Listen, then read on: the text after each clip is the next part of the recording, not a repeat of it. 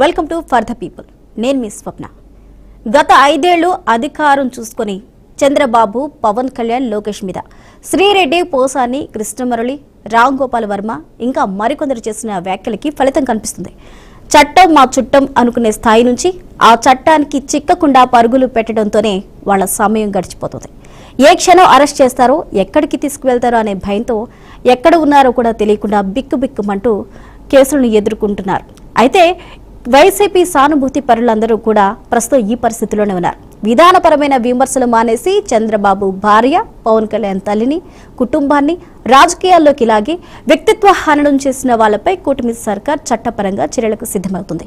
ముందుగా 41A నోటీసులు ఇస్తూ కేసు తీవ్రతను బట్టి అరెస్టులు చేస్తూ ఉన్నారు. మరి ఏం భయం పెట్టుకుందో ఏమో కానీ గత ప్రభుత్వం లాంఛనాలు ఈ ప్రభుత్వంలో వాళ్ళకి ఎదురవుతూ ఉన్నాయి. అయితే అంతా ఎదుర్కొంటున్నట్లుగా కనిపిస్తున్నప్పటికీ కూడా ప్రస్తుతం మనం చూసుకున్నట్లయితే ఏపీలో ఎలాంటి పరిస్థితులు కొనసాగుతున్నాయో మనకి తెలిసిందే. గత ప్రభుత్వ అండదండలు చూసుకొని ఎవరైతే విర్రవీగారో వాళ్ళందరికీ కూడా చెక్ పెట్టే విధంగా ప్రస్తుత ప్రభుత్వం అయితే వెళ్తుంది. అంటే వ్యక్తిత్వ హననంతో పాటు సోషల్ మీడియాలో అసభ్యకర పదజాలంతో వ్యక్తులని దూషించిన, కుటుంబ సభ్యులను దూషించిన, ఆడవారిని దూషించిన వారిపై కేసులు పెడుతూ ముందుకెళ్తుంది. ఇప్పటికే అనేక మందిని అరెస్ట్ చేశారు. అయితే ఇందులో సినీ ప్రముఖుల, రాజకీయ ప్రముఖుల అన్న అంశాన్ని టోటల్ గా ఏపీ ప్రభుత్వం పక్కన పెట్టింది. సినీ ప్రముఖులను సైతం ఎక్కడా కూడా ఆలోచించకుండా గతంలో వారు చేసినవి ఏవైతే ఉన్నాయో వాటికి అనుగుణంగా తగిన కేసులు పెట్టి అరెస్టులకు ఉపక్రమిస్తూ ఉంది ప్రస్తుత ప్రభుత్వం. అయితే ఇందులో ముఖ్యంగా మనం ఆర్జీవీ గురించి చెప్పుకోవాలి. అదేవిధంగా పోసాని కానీ, శ్రీరెడ్డి కానీ, వీళ్ళు ముగ్గురు కూడా గతంలో ఎలాంటి మాటలు మాట్లాడారు, ఎలాంటి వీడియోలు రిలీజ్ చేశారు, ప్రస్తుతం ఉన్న ప్రభుత్వంపై, అలాగే వ్యక్తులపై, వ్యక్తిత్వాలపై, అలాగే వారి ఇంట్లో ఉన్న ఆడవారిపై ఎలాంటి భాషతో సంబోధించారనేది ప్రతిదీ కూడా ఇక్కడ నోట్ అవుతూ ఉంది. అయితే ఈ నేపథ్యంలోనే ఆర్జీవీకి కూడా విచారణకు హాజరు కావాలి అంటూ కూడా నోటీసులు ఇచ్చారు. అయితే మొదట్లో వారం రోజులు నాకు గడువు కావాలని చెప్పిన ఆర్జీవీ తర్వాత మరో 2 వారాలు గడువు కావాలంటూ కోరారు. అయితే ఇప్పుడు ఆయన ఎక్కడున్నారో కూడా తెలియట్లేదు. ఒక్కొక్కరిది ఒక్కొక్క సిచ్యువేషన్ అని చెప్పాలి. శ్రీరెడ్డి ఒక లేఖనైతే ఆమె రిలీజ్ చేశారు.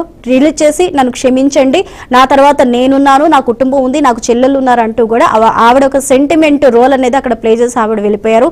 పోసాని చూసుకోవాలి. పోసాని కూడా ఒక ప్రెస్ మీట్ పెట్టి ప్రజలారా నేను ఎప్పుడైనా తిట్టానా అంటూ కూడా ప్రజల్ని క్వశ్చన్ చేస్తున్నారు. కాకపోతే ఆయన ఏం తిట్టారు, ఏంటి, చెప్పులు ఏ విధంగా చూపించారనేది మీడియా ముఖంగా అందరూ చూసిందే. తర్వాత నేను పూర్తిగా రాజకీయాల నుంచి నేను తప్పుకుంటాను, దూరం అవుతానంటూ కూడా పోసాని చెప్తున్నారు. అయితే ఇప్పుడు ఆర్జీవీ అయితే హాట్ టాపిక్ గా మారారు. ఆయన ప్రస్తుతం ఇప్పుడు ఎక్కడున్నారు, ఏం చేస్తున్నారు, నిజంగా ఆయన ఏమీ మాట్లాడకపోతే విచారణ ఎదుర్కోకుండా కనిపించకుండా పరారవలసిన పరిస్థితి ఎందుకు వచ్చింది? దీనికి సంబంధించి ఇటు ఏపీ పోలీసులు అలాగే తెలంగాణ పోలీసులు వీళ్ళందరూ కూడా ఆయన కోసం వెతికే పరిస్థితి ఎందుకు తెచ్చుకున్నారు? ఇదే అంశానికి సంబంధించి ప్రస్తుతం మనతో పాటు మాట్లాడడానికి జూమ్ లైవ్ లో మనకి జనసేన నుంచి మనకి కీర్తన గారు ఉన్నారు. అదేవిధంగా టీడీపీ నుంచి శ్రీనివాస్ చౌదరి గారు, అదేవిధంగా మనకి వైసీపీ నుంచి వెంకటలక్ష్మి గారు, సీనియర్ జర్నలిస్ట్ వెంకట రమణ గారు ఉన్నారు. అందరికీ నమస్కారం అండి. అందరికీ నమస్కారం అండి.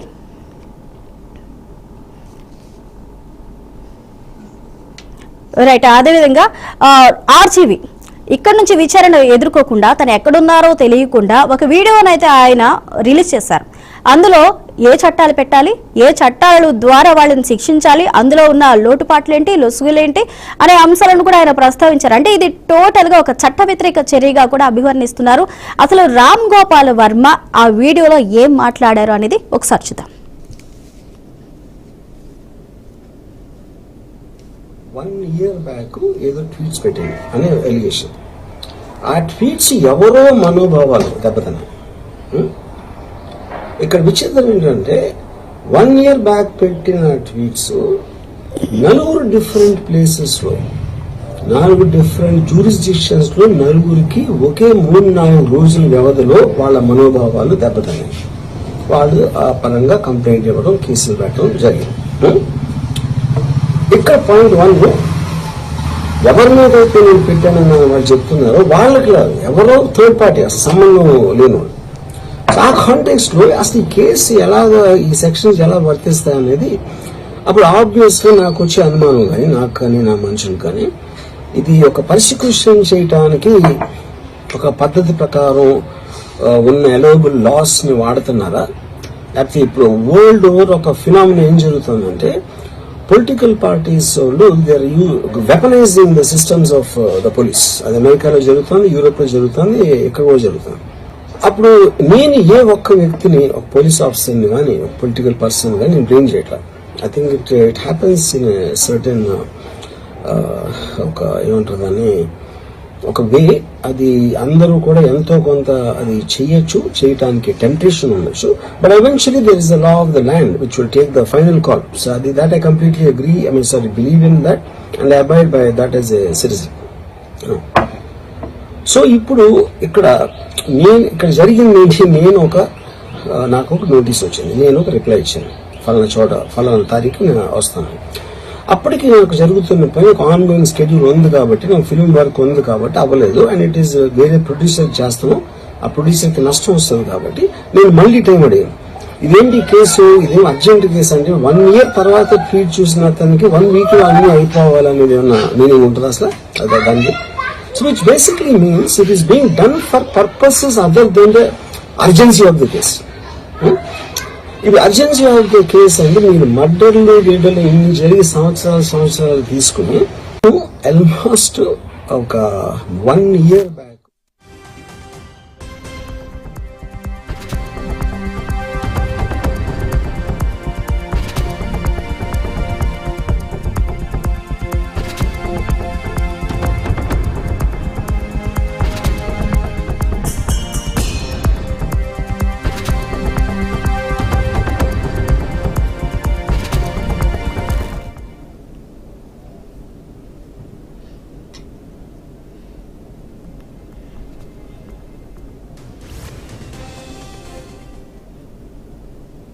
రైట్, అది ఆర్జీవి వీడియో ద్వారా ఆయన చెప్పాలి అనుకున్న సందేశం.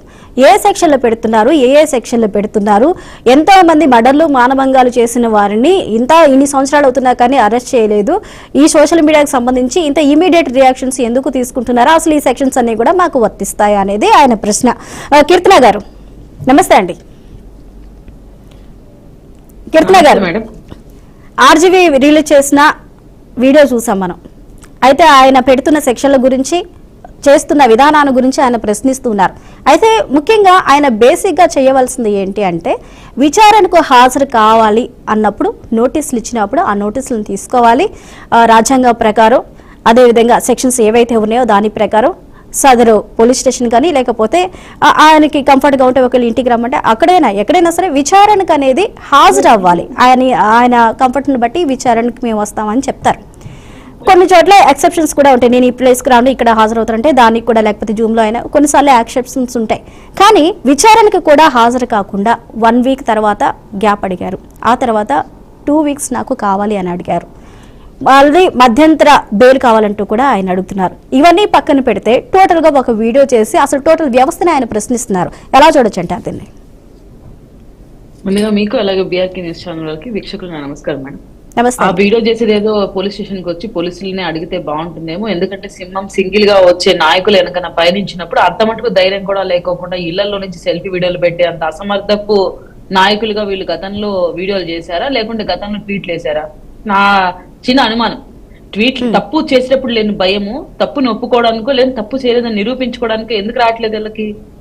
అసలు ఆర్జీవి అనే వ్యక్తి గతంలో అధికారంలో ఎటువంటి పొజిషన్ లో లేకోకుండా కేవలం ఏపీకి సంబంధం లేకుండా తెలంగాణలో ఉంటూ సినిమాలు తీసుకుంటూ ఉండే వ్యక్తి ఈ రోజు ఏపీ రాజకీయాల్లోకి వచ్చి ఏపీ రాజకీయాల్లో ఉన్న అగ్రనాయకులని, ప్రతిపక్ష నేతలని ఎలాంటి నీచమైన ట్వీట్లు రాశారో, ఎటువంటి సినిమాలు తీశారో, ఆ సినిమాల ద్వారా వాళ్ళని ఎంత బ్యాడ్ గా చిత్రీకరించి మాట్లాడాడో ఇవన్నీ ఎవరు మర్చిపోతారు? ఈ రోజు ఆయన ఒక స్టేట్మెంట్ ఇప్పుడు మీరు పెట్టిన వీడియోలో అంటున్నారు, 1 year బ్యాక్ నేను ఏదో పెట్టిన ట్వీట్ వల్ల వాళ్ళ మనోభావాలు దెబ్బతిని సంబంధిత వ్యక్తులు కాకుండా ఎవరో వచ్చి నా పైన 3 complaints ఇచ్చారు. అంటే సంబంధిత వ్యక్తిని, అంటే నిన్ను ఏ విధంగా కూడా ఇక్కడున్న నాయకులు తిట్టకపోయినా, నీ సినిమాల గురించి మాట్లాడకపోయినా, నీకు అభిమానమో లేకుంటే పైసల కోసమో దేనికోసమో నువ్వు ఒక పార్టీని సమర్థించి వాళ్ళ కోసం విషపు రాతలు రాస్తూ విషపు సినిమాలు తీస్తూ ప్రజల్లోకి వాళ్ళని చెడ్డగా చూపించినప్పుడు నీకు తెలీదా? సంబంధిత వ్యక్తులు నన్నేమన్నా అన్నారా? సంబంధిత శాఖతో నాకేమైనా సంబంధం ఉందా? ఈ స్టేట్ లో నేనేమైనా బెనిఫిట్స్ పొందలేకపోతున్నానా? సో నేనెందుకు వీళ్ళపైన ట్వీట్లు వేస్తున్నాను? నేనెందుకు వీళ్ళపైన పోస్టులు రాసి అసభ్యకరంగా ప్రవర్తిస్తున్నాను? నేనెందుకు అసభ్యకరమైన సినిమాలు ఇటువంటి పొలిటీషియన్స్ మీద తీస్తున్నాను అని ఆ రోజు నీకు ఇంకిత జ్ఞానం లేదా? ఆ రోజు నీకు బుద్ధి లేదా? ఈ రోజు కంప్లైంట్ ఇచ్చిన వాళ్ళు సానుభూతి పరులు అవ్వచ్చు, లేదంటే ఈ రాష్ట్రంలో జగన్మోహన్ రెడ్డి హయాంలో పేట్రేగిపోయిన కొంతమంది విచ్చలవిడితనంతో మాట్లాడిన వాళ్ళు ఆర్జీవీ కూడా ప్రథములు కాబట్టి వాళ్ళు ఈ రోజు కంప్లైంట్ ఇచ్చి ఉండొచ్చు. వాళ్ళు కంప్లైంట్ ఇస్తే తప్పే ఉంది. ఇంకోటి, అప్పుడు ఎందుకు కంప్లైంట్ ఇవ్వలేదు అన్నారు. సార్, ఫర్ కైండ్ ఇన్ఫర్మేషన్, మేము కంప్లైంట్ ఇవ్వడానికి ట్రై చేసిన ప్రతిసారి మా కంప్లైంట్ రిజెక్ట్ అయ్యి అసలు మా కంప్లైంట్ పట్టించుకున్న దాఖలాలు ఉన్నాయి. మేమే చాలా సార్లు కంప్లైంట్ ఇచ్చాం. మమ్మీ సోషల్ మీడియా ట్రోలింగ్ జరుగుతుంది. ఎవరు ఇచ్చారు మా కంప్లైంట్? ఏం మాకు రిజల్ట్ ఉంది? అసలు మమ్మల్ని ఏ రోజన్నా పర్టికులర్ పోలీస్ డిపార్ట్మెంట్ లో రెస్పెక్ట్ ఇచ్చో, లేదంటే ఏ పొలిటీషియన్ అన్నా మా మాటకు బేఖాతరు చేస్తారు తప్ప విన్నారు ఎప్పుడన్నా? సో ఈ రోజు ఈయన వచ్చి ఆ రోజు ఎందుకు కంప్లైంట్ వస్తున్నారంటే అప్పుడు అధికారంలో మీ ప్రభుత్వం ఉంది, మీరు విచ్చలవిడితనంగా ఇష్టం వచ్చినట్టు ప్రవర్తించడానికి అనువుగా మీ ప్రభుత్వం పనిచేసింది. ఈ రోజు మా ప్రభుత్వం వచ్చిందంటే బాధితులు బయటకు వచ్చి ప్రజల పక్షాన నిలబడడం కోసం నిలబడిన నాయకుల్ని హింసించారు కాబట్టి మీ పక్షాన ఈ రోజు కంప్లైంట్లు ఇచ్చారు. సో అది మీరు యాక్సెప్ట్ చేయాలి. అండ్ సెకండ్ థింగ్ ఏంటంటే, దమ్ము. సింహం సింగిల్ గా వస్తుంది. జగన్మోహన్ రెడ్డి దమ్మున నాయకుడు అయితే అసెంబ్లీకి ఎందుకు రావట్లేదు ఆయన అడగవయ్యా. నిజంగా దమ్ము నీకుంటే నువ్వెందుకు వచ్చి, నీవు జస్ట్ 41A నోటీస్ ఇచ్చారు, వచ్చి నువ్వు చెప్పుకోవచ్చు. దానికే నువ్వు భయపడిపోయేసి పాత కేసులు ఏమైనా తవ్వుతారేమో, అసలు బయటకే రానేమో అన్న భయంతో ఆడ కూర్చొని నీ లాయర్ చేత ముందస్తు బెయిల్ కోసం అప్లై చేసిన నువ్వు కూడా వచ్చి ఈ రోజు రాజకీయాల గురించి మాట్లాడుతున్నావు అంటే సిగ్గుచేటు రాజ్యం. నిజంగా సిగ్గుచేటు. ఏం నీకు పిచ్చి పిచ్చి పోస్టులు వేసినప్పుడు తెలియదు ఆర్జీవీకి ఈ పోస్ట్ అని మనం వేయచ్చా? సభ్య సమాజం అసహించుకునేలాంటి సినిమాలు తీసే నేను రాజకీయాల గురించి మాట్లాడే అర్హత నాకుందా? ఆ చిల్లర ఖర్చుల కన్నా పనికి వస్తుంది అనుకుంటున్నారో ఏమో తెలియదు కానీ వీళ్ళు అధికారంలో ఉన్నప్పుడు పోసాని కృష్ణమూర్తి, శ్రీరెడ్డి, బోరగడ్డ అనిలు, వర్రారెడ్డి, ఆర్జీవీ వీళ్ళ విచ్చలవిడితనం ఎంత ఇంత కాదు మేడం, చాలా విపరీత స్థాయిలో ఉండేది. ఇతను తీసిన సినిమాలో ఒక క్యారెక్టర్స్ ని ఎలా ఎంత నీచంగా, అంటే పవన్ కళ్యాణ్ గారిని కావచ్చు, సిబిఎన్ గారిని, లోకేష్ గారిని ఎంత నీచంగా పోర్ట్రేట్ చేసి చూపించారంటే దాని ఇంపాక్ట్ కొద్దో గొప్ప ఆ టైం ఎలక్షన్ లో ఉంటుందా ఉండదా? సో నిజంగా నీకు రాజకీయాలతో సంబంధం లేకుండా నువ్వు రాష్ట్రం మేలుకోరేవాడు. మా కామెంట్ సెక్షన్ లో కూడా ఎంత నీచంగా బిహేవ్ చేసి మమ్మల్ని కోట్ చేసి ట్వీట్లు వేసేవాడు. మాకు బాగా గుర్తుకుంది. ఇప్పుడైతే మేము అవి స్క్రీన్ షాట్లు దొరుకుతాయి కానీ మమ్మల్ని కోట్ చేసి కూడా ట్వీట్ చేసేవాడు ఆయన. అంటే అంత దిగజారిపోయాడు.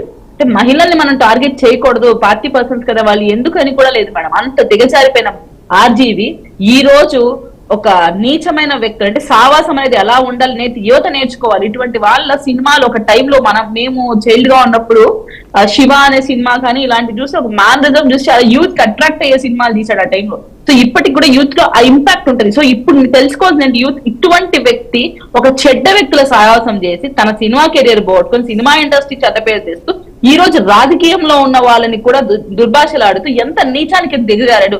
ఒక స్నేహం అంటే ఎలా ఉండాలి? కుచేలుడికి కృష్ణుడికి ఉన్న స్నేహం లాగా ఉండాలి, దుర్యోధుడికి కర్ణుడికి ఉన్న స్నేహం లాగా ఉండకూడదని తను చూస్తే అర్థమవుతుంది మనకి.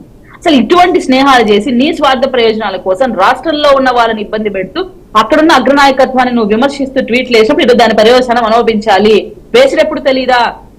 ఇప్పటికి కూడా దమ్ము లేని నాయకులు ఎవరన్నా ఉన్నారంటే జగన్మోహన్ రెడ్డి కోసం పనిచేసిన వీళ్ళే ఉండాలి.